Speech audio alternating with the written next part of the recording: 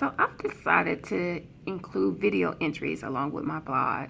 I think that it would help me in becoming more dedicated and disciplined in updating my blog. I'm so disappointed in myself because romance is something I am very passionate about, and I just haven't been very disciplined and dedicated to updating my blog.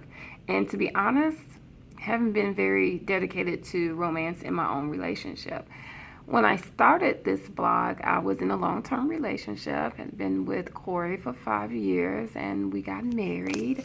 Got married this year. Hey, we got married on Valentine's Day, what's supposedly the most romantic day of the year, and had a beautiful wedding.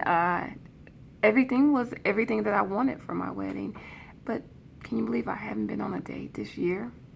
It's September the 28th, and he and I have not been on a date.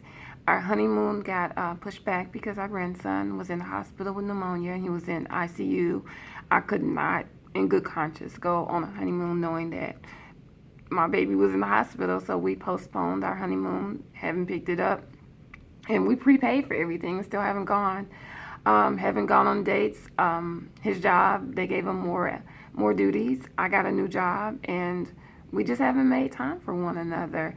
And we haven't been doing what we did to get our relationship to where it was. And I'm very disappointed in both of us, honestly. My daughter came in as she was getting ready for her date night, which I told her and her boyfriend, hey, once a week you leave the kids with us and you go on a date night and you dedicate yourself to your relationship. And my daughter and her boyfriend, they listened and they're doing it. And my husband, I was like, we haven't been on a date. And his response was, we're married. We don't have to go on dates anymore. I got the cow. That's what he said verbatim. And I looked at him and I was like, are you crazy?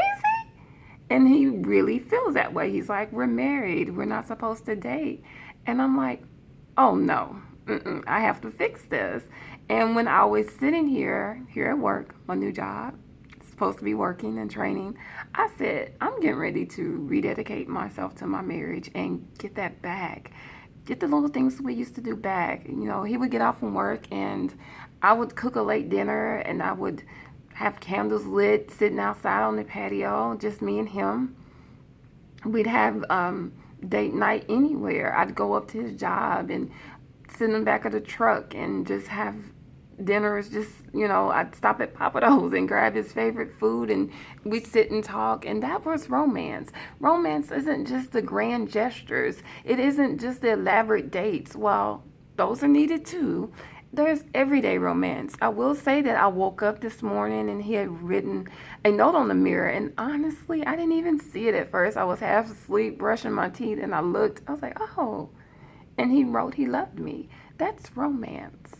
And we're losing sight of that. We're not doing what we should be doing in our relationships.